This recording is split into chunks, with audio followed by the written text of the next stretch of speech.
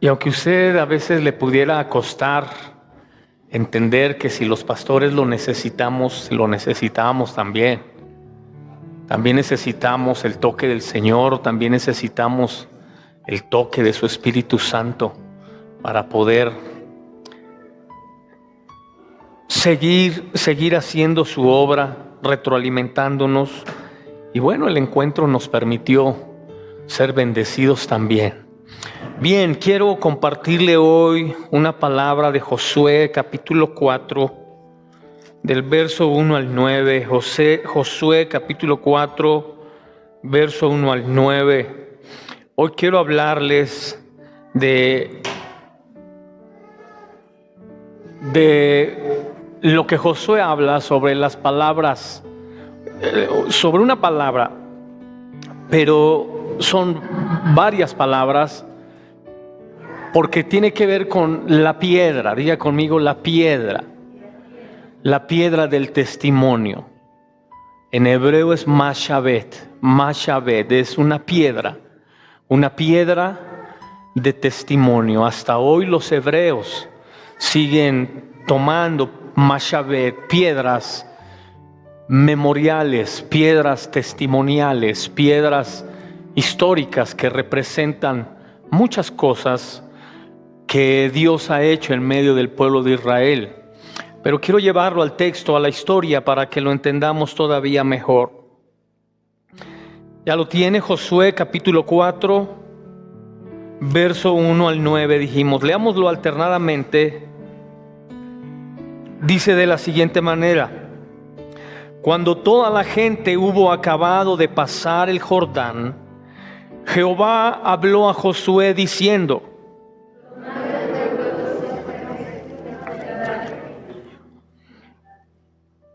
y mandadles diciendo: tomad de aquí, de en medio del Jordán, del lugar donde están firmes los pies de los sacerdotes, 12 piedras, las cuales pasaréis con vosotros, y levantadlas en el lugar donde habéis de pasar la noche.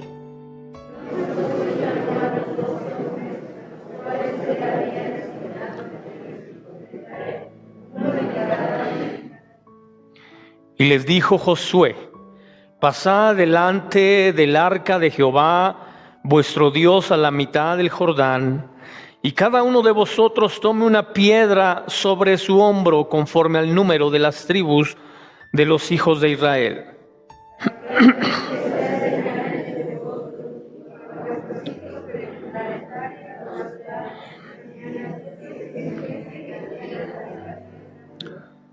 Les responderéis que las aguas del Jordán fueron divididas delante del arca del pacto de Jehová. Cuando ella pasó el Jordán, las aguas del Jordán se dividieron, y estas piedras servirán de monumento conmemorativo a los hijos de Israel para siempre.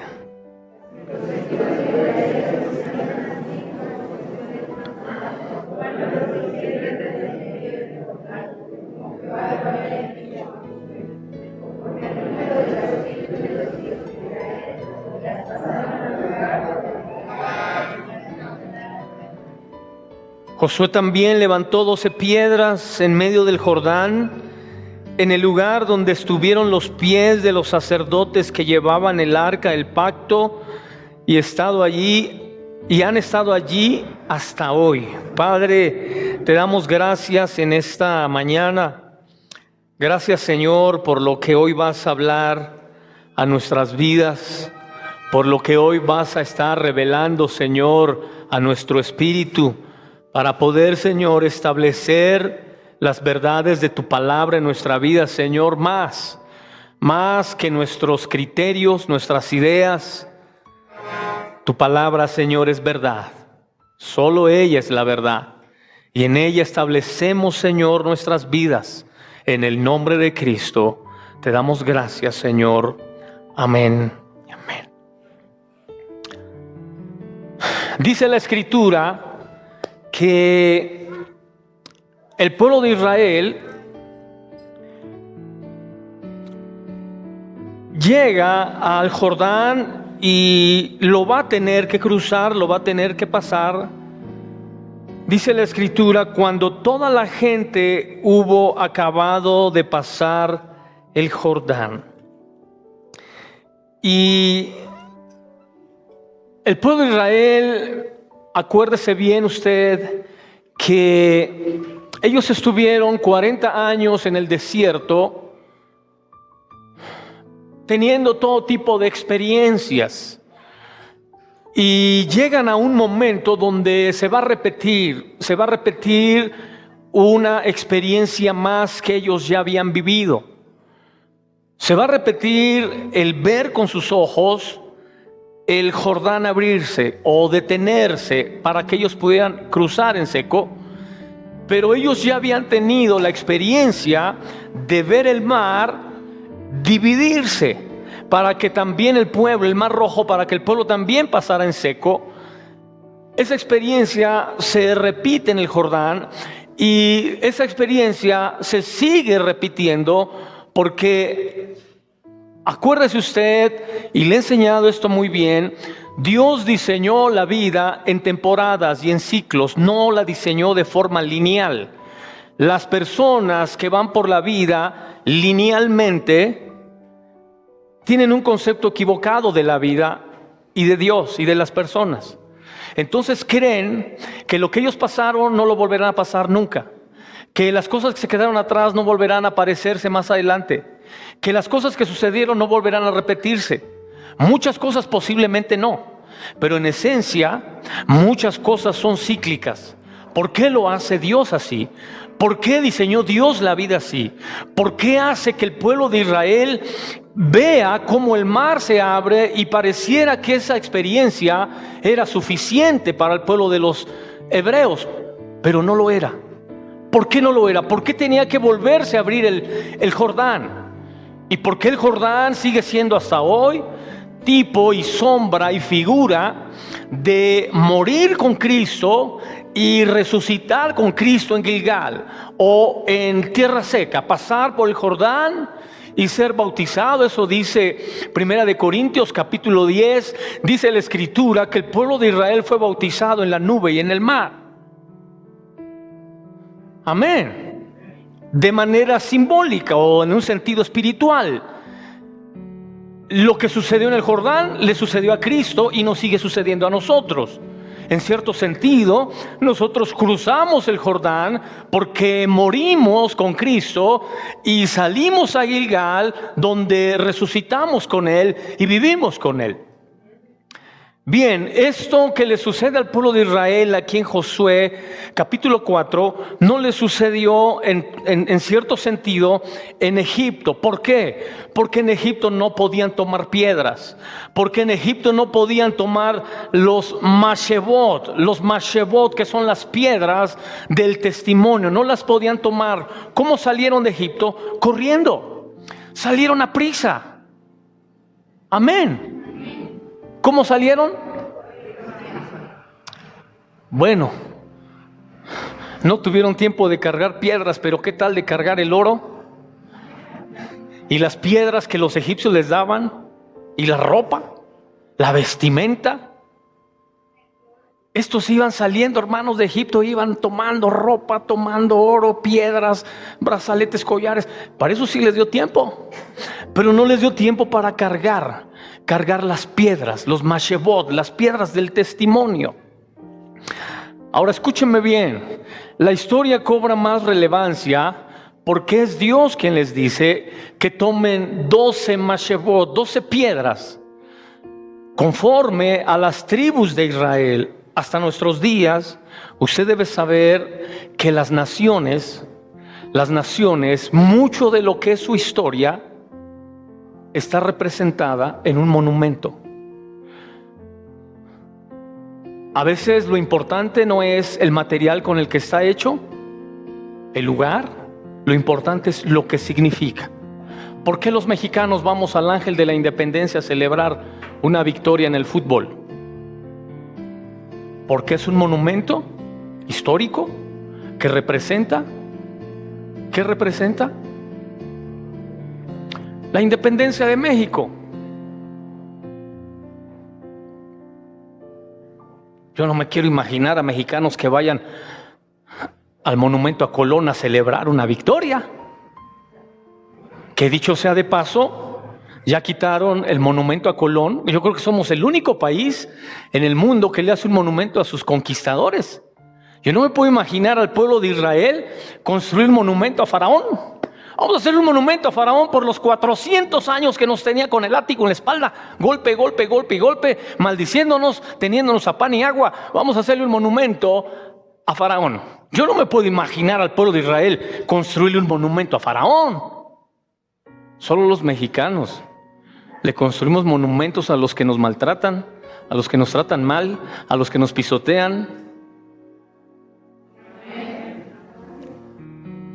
Un día un amigo, cuando le cuento historias no es porque usted tiene que hacerlas ni vivirlas, pero me ha tocado vivir ese tipo de cosas. Un amigo se divorció. La esposa era tremenda, porque hay tremendas como tremendos, ¿verdad? Era tremenda ella. Se divorció, lo maltrataba mucho. Y entonces lo voy a ver y estaba llore y llore y llore. Y le digo, ¿y tú por qué lloras?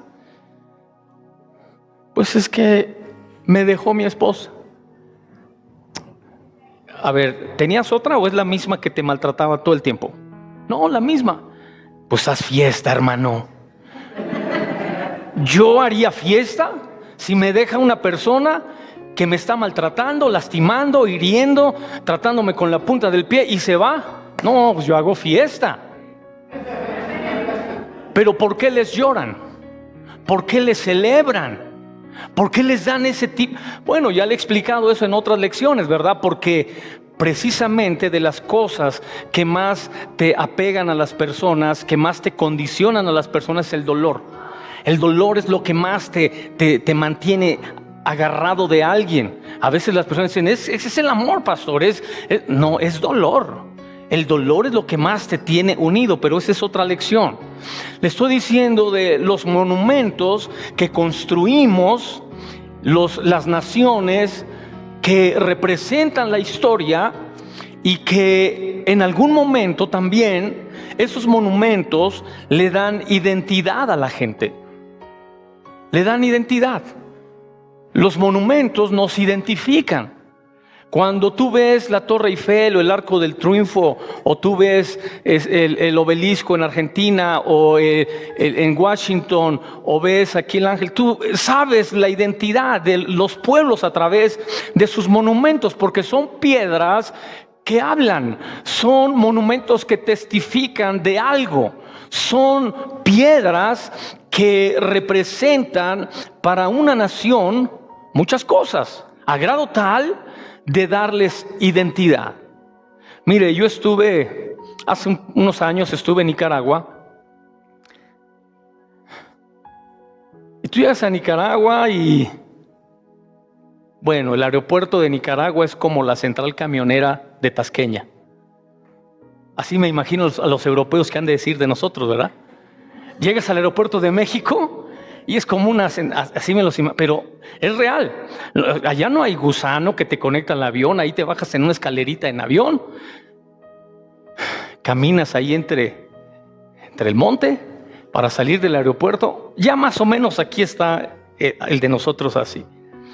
Llegas y empiezas a preguntar, ¿qué? Bueno, está bien, ya soy en Managua, ¿qué hay aquí?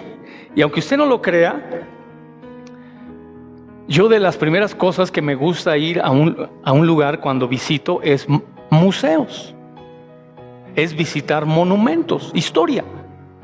Entonces el que me va a recoger al aeropuerto le digo, llévame a un museo. Me dice, primero me instaló y luego me dijo, ¿a dónde quieres ir? Le dije, llévame a un museo, el más importante de Managua.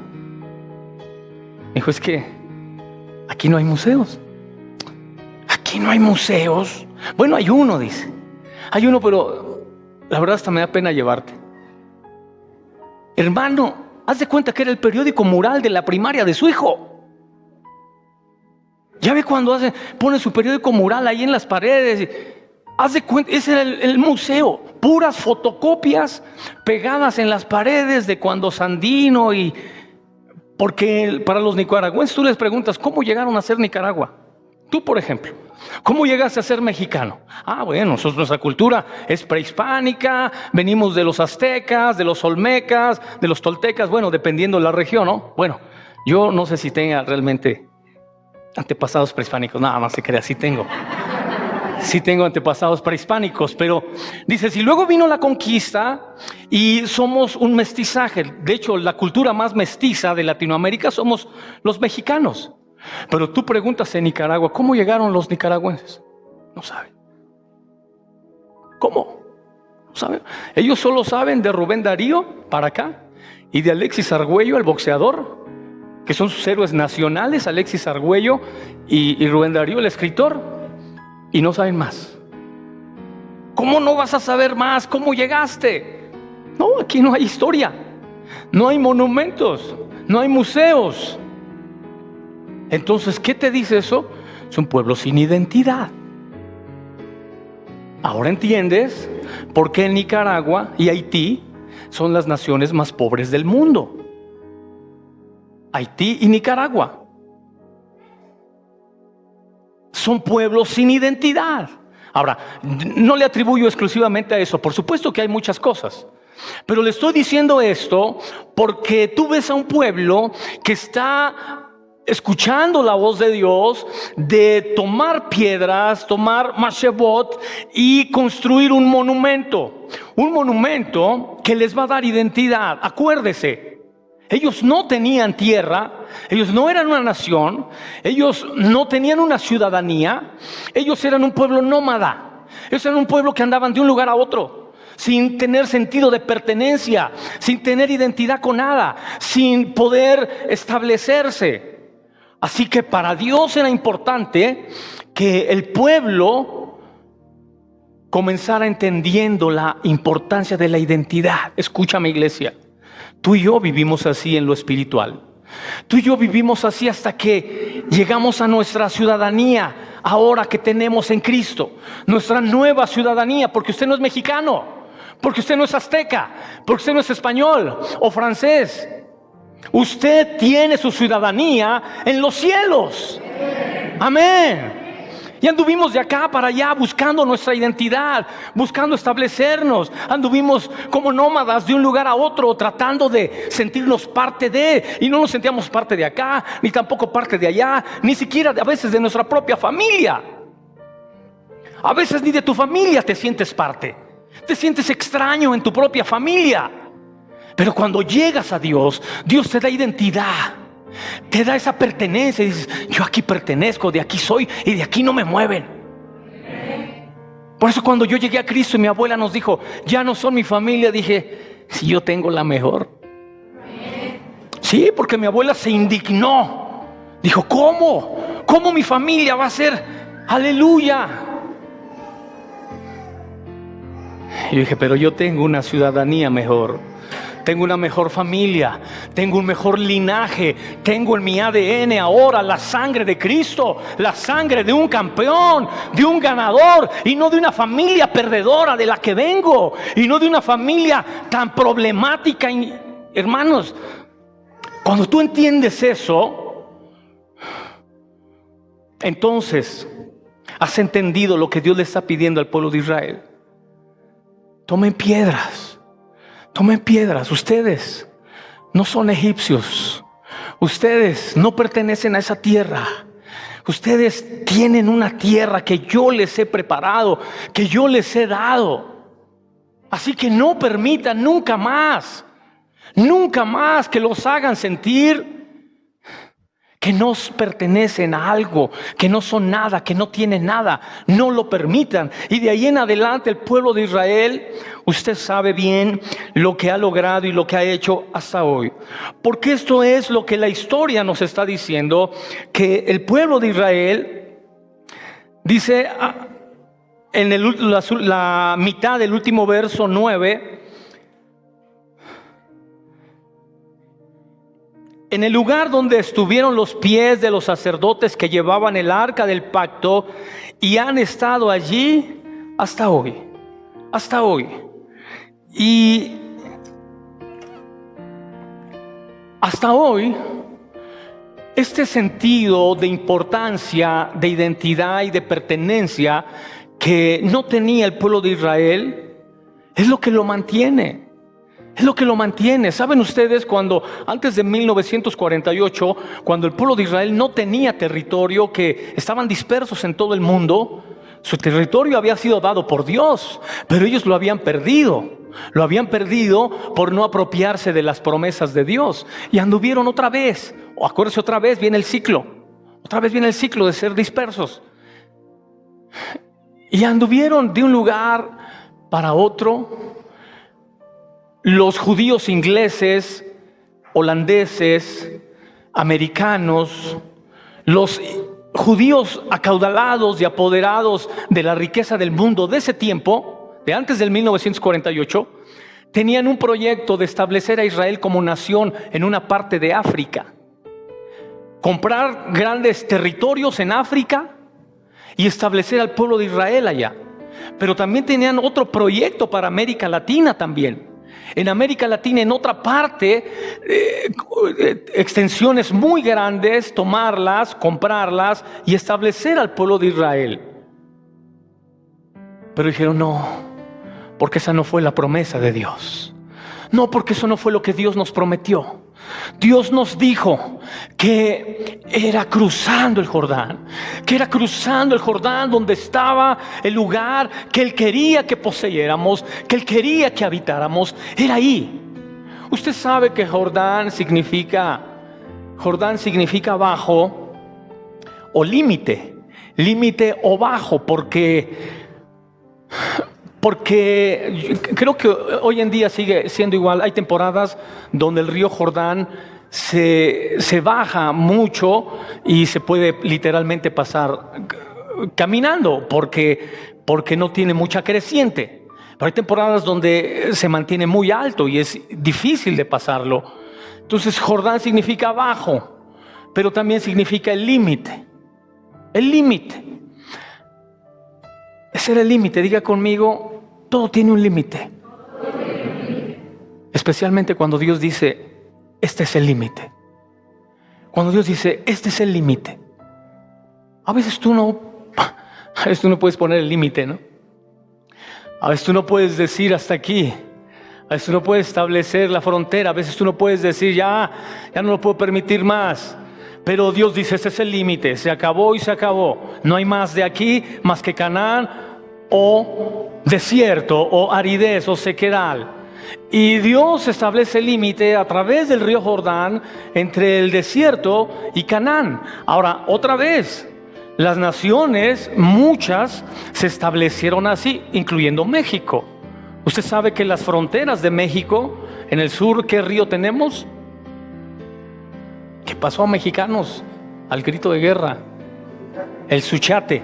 Y al norte, el río Bravo.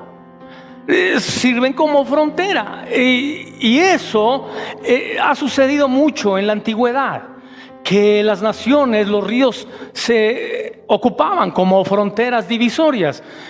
Para el pueblo de Israel, el Jordán va a ser el límite. El Jordán va a ser la frontera que va a marcar el cumplimiento literal de la promesa de Dios. Porque una cosa es que Dios les diga, ahí tengo Canaán. Canaán es una tierra bonita, y otra que les diga, este es el límite. De aquí hasta Carquemis y de aquí hasta la tierra de Egipto, este va a ser su es diferente. Y Dios está estableciendo los límites. Y por eso el Jordán significa eso. Dios está estableciendo un límite. Escúcheme. Vaya al verso 20, porque le quiero enseñar algo más. Todavía no entro bien a la lección, perdón, pero esto que le estoy explicando es importante. Y Josué erigió en Gilgal las 12 piedras que habían traído del Jordán. ¿Cuántas piedras erigió? Ahora fíjese bien, estableció un monumento en el Jordán y estableció uno en Gilgal. Gilgal, yo se lo he dicho a ustedes, significa piedra rodante o rodar. Eso significa Gilgal. Piedras rodantes o rodar. ¿Por qué? ¿Por qué Dios establece esos monumentos en dos lugares tan significativos, más que para el pueblo de Israel? Porque Dios iba a cumplir su palabra. Sus promesas Dios las iba a cumplir. Dios le dijo un día vas a dejar de rodar de un lugar a otro, de una relación a otra, de un trabajo a otro, de una actividad a otra. Un día vas a dejar de rodar y de rodar y de rodar. Y te voy a establecer en un lugar que nadie te va a poder mover de ahí mientras te mantengas en la promesa. Te voy a establecer en una relación sólida, firme, que nadie la va a poder hacer tambalear. Te voy a establecer en algo sólido. Y Gilgal significa dejar de rodar. El monumento de Gilgal era hasta aquí. Este es el límite. No habrá más volver a rodar para Israel. Esta generación será la generación que deje de andar de un lugar a otro, siempre y cuando se mantengan en mis promesas. Amén. Así que cada vez que el pueblo de Israel tenía una victoria, ¿a dónde iba a celebrar? ¿Al ángel de la independencia? A Gilgal, al Jordán, al monumento, a las 12 piedras. Son 12 piedras que significan, mire lo que dice la Escritura, ¿qué significan? Verso 6. Para que esto sea señal entre vosotros. Y cuando vuestros hijos pregunten a sus padres mañana, diciendo, ¿qué significan estas piedras? ¿Qué significan estas piedras?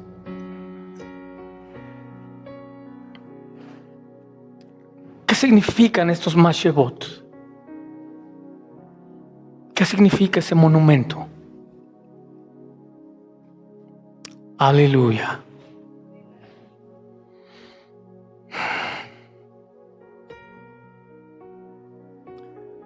¿Alguna vez tu hijo te ha dicho, ¿por qué vamos a la iglesia?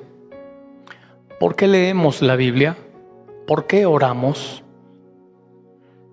¿Alguna vez te ha preguntado por qué cantamos o adoramos? ¿Alguna vez algunos de tus hijos te han preguntado eso?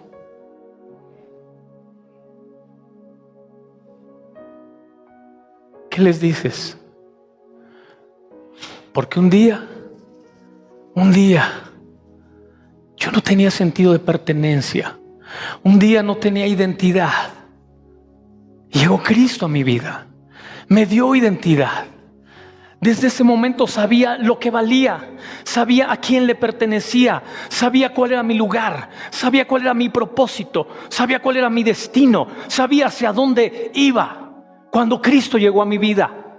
Y desde ahí decidí adorarlo a Él, desde ahí decidí bendecirlo a Él, desde ahí decidí conocer su palabra, conocer su mente, conocer sus planes para mi vida. ¿Cuántos escucharon hoy el programa de radio? No más, 1 o 2.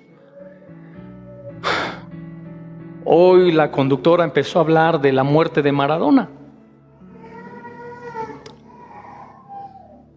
Y les dije, esperaba encontrarme unos cuantos argentinos afuera de la iglesia hoy, pero dije, para empezar, Maradona no era el mejor futbolista del mundo. Con el respeto que me merecen los argentinos, para mí era Pelé. Es Pelé porque él vive. Pero bueno, eso se lo dejamos a los expertos en fútbol, ¿verdad? Yo no soy experto en fútbol, pero me preguntas, yo te digo, para mí era Pelé, no era Maradona, en muchos aspectos. Pero yo le trataba de explicar lo que giró alrededor de Maradona al punto de una adoración y una idolatría por una persona viciosa, adicta a todas las drogas, por una persona que no soy quien para señalar aspectos de su vida, pero sí soy quien para decir qué merece adoración y qué no merece adoración. Y lo único que merece la adoración del ser humano es Dios, es nuestro Señor, es lo único. Amén. Y yo les decía, no puedes poner ni siquiera a tus hijos primero que a Dios, ni siquiera a tu esposa, tu casa, tu trabajo primero que Dios. Porque entonces eso es idolatría y ocupan un lugar que solo le pertenece a Dios. Dios es primero en cualquier área. En el momento que empiezas a poner algo en primer lugar antes que a Dios, abres la puerta para empezar a entrar a la adoración, a la idolatría. Abres la puerta. Y de Maradona te vas a Pelé, y de Pelé te vas a Messi, de Messi te vas a Cristiano, y terminas adorando cualquier cosa. Dice Romanos capítulo 1 que el ser humano terminó adorando a las cosas creadas más que al Creador. Solo una persona que está desubicada puede adorar el sol en lugar de adorar al Dios que creó el sol. Solo una persona que no está en sus 5 sentidos puede adorar más a la que es que madre tierra antes que al Creador. Pero es muy fácil abrir esa puerta. Así que cuando tus hijos te preguntan y te dicen, ¿qué significan estas piedras? ¿Qué significan? Ahora escúcheme bien. Hay piedras de tropiezo también. Por eso Dios tenía que enseñarles esto. Porque el pueblo de Israel tenía que aprender a diferenciar entre las piedras del testimonio Mashebot y las piedras de tropiezo que hay en la vida y que hay en el mundo. Tú sabes que cuando Absalón murió, el hijo de David, dice la Biblia que David tenía un hijo llamado Absalón, y que Absalón intentaba matar a su propio padre y quitarle el reino. Y en esa lucha política el padre menguó siempre. El padre dijo, sean buenos y benignos con Absalón, no toquen a Absalón, déjenlo.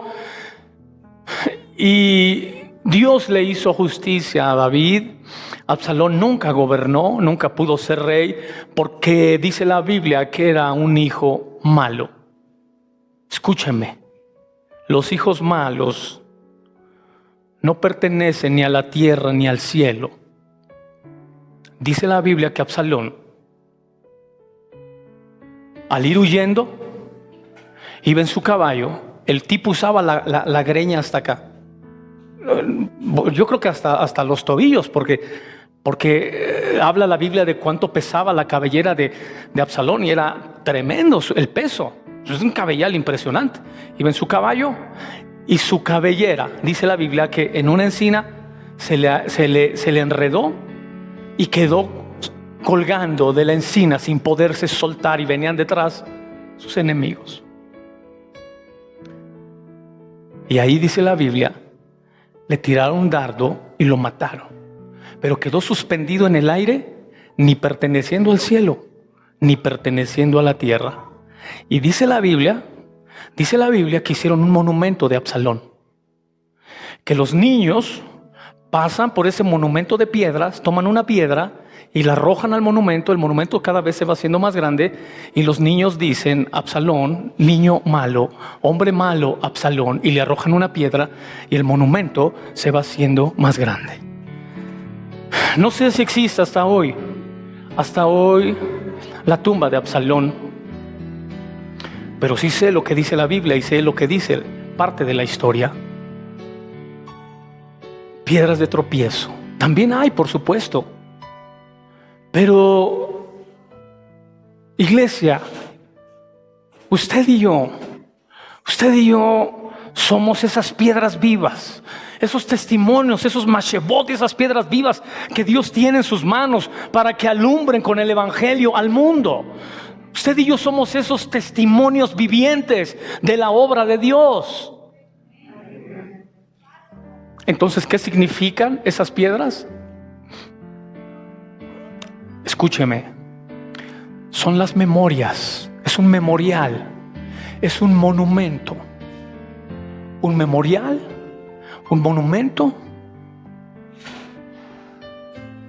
Dice la Biblia que las memorias de Dios son tan importantes que Él tiene un libro que se llama el libro de las memorias. Hay una memoria nacional, hay una memoria familiar y hay una memoria personal. Y escúcheme, eso es la vida. La vida es eso, puras memorias. Yo siempre digo que la vida es un álbum de memorias, de recortes, de los momentos que usted decide coleccionar.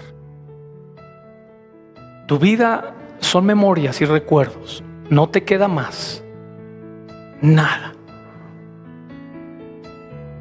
Y esos memoriales y esos monumentos que tú y yo en algún momento hemos vivido, hemos tenido, posiblemente Dios no te hizo énfasis en el pasado de tomar una piedra mashebot en tus manos como memorial. Cuando salieron de Egipto, ellos no tomaron piedras. Aunque tenían el recuerdo, aunque tenían la escritura para recordarlo, pero no tenían las piedras mashebot.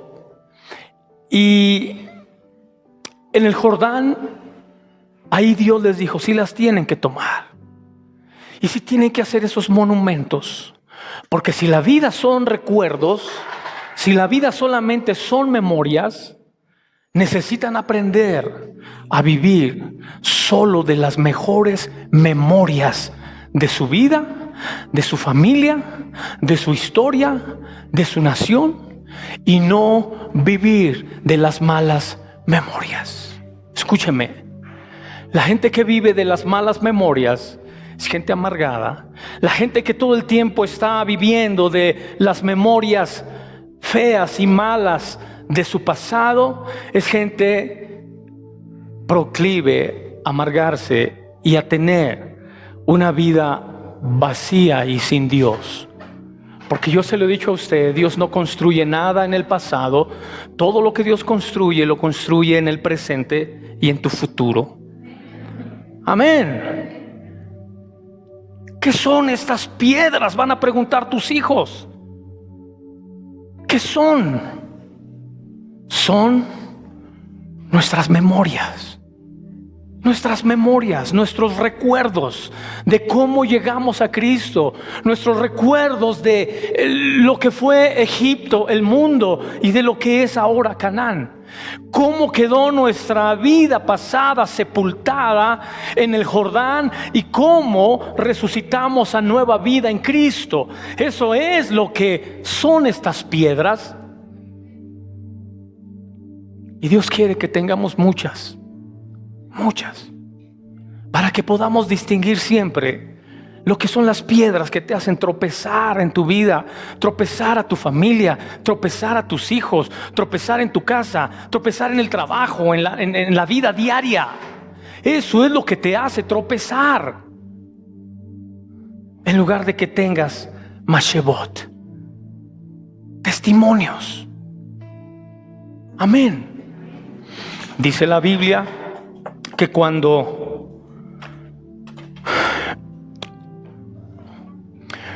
escogieron a los 2 espías para entrar a Canaán,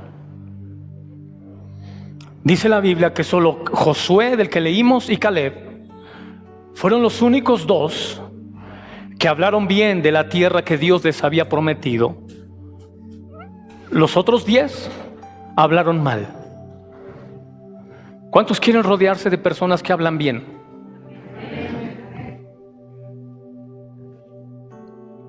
En todas partes. ¿A cuántos les gusta la gente que habla bien? Y cuando escuchas gente que habla mal, ¿qué piensas? ¿Qué sientes? Cuando son tus hijos los que hablan mal, ¿qué sientes? Y así es como Dios nos ve. Así es como Dios te ve. Dios quería que este pueblo tuviera memorias para estar hablando bien de Dios, de la vida, de su tierra, de su trabajo, de su pueblo, y no estar hablando mal y mal y mal. A veces nuestros hijos nos escuchan hablar tan mal de Dios, tan mal de la iglesia, tan mal de la vida, que por eso no quieren vivir, que por eso no quieren venir a la iglesia, que por eso no quieren conocer a Dios.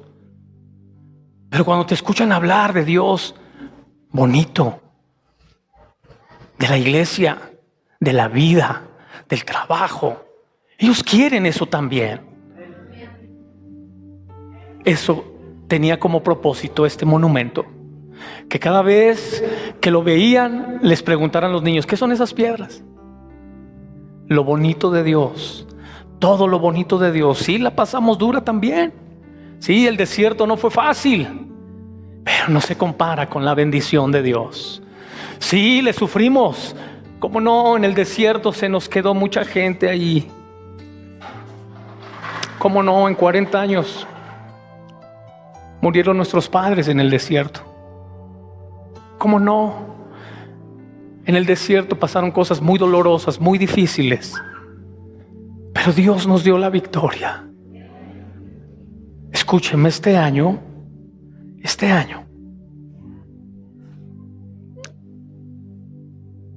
puede ser una piedra Mashevot, un monumento, un memorial de cómo Dios nos pasó, o puede ser una piedra de tropiezo. Siempre que recuerdas el 2020 es un tropiezo, tropiezo siempre con el 2020.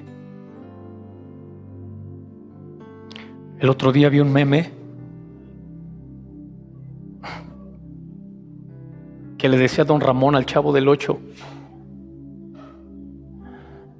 oye, ¿y dices que tu esposa es tóxica?, le dijo don Ramón al Chavo. ¿Y dices que tu novia es tóxica?, le dijo. No sé, le dice el chavito, le dicen la 2020. Y uno ve esos memes, claro que nos dan risa, pero ¿cuánta gente se va a quedar atorada en esta piedra de tropiezo? ¿Y cuántos van a hacer su Mashevot? Esta es mi marca, esta es mi señal, esta es mi piedra. Donde quiera que voy llevo el testimonio de cómo Dios me mantuvo en victoria, en bendición a través de todo el 2020. ¿Es cierto? Me mantuvo orando, me mantuvo buscando su rostro, leyendo su palabra. Es cierto, me mantuvo a la expectativa. Ahora, ¿cómo nos vas a ayudar? ¿Cómo nos vas a prosperar? ¿Cómo nos vas a sanar? Pero siempre estuvo ahí, bendiciéndonos. Las personas que hoy nos siguen con nosotros físicamente están con nosotros. Están aquí, en tus lomos. Están aquí en tu corazón, están aquí en tu mente, están en tu espíritu. Dice la Biblia que cuando Abraham diezmó a Melquisedec, en sus lomos estaba Isaac, estaba Jacob. Su ADN estaba completo en Abraham. Toda su familia estaba completa ahí. Diga conmigo: yo estoy completo.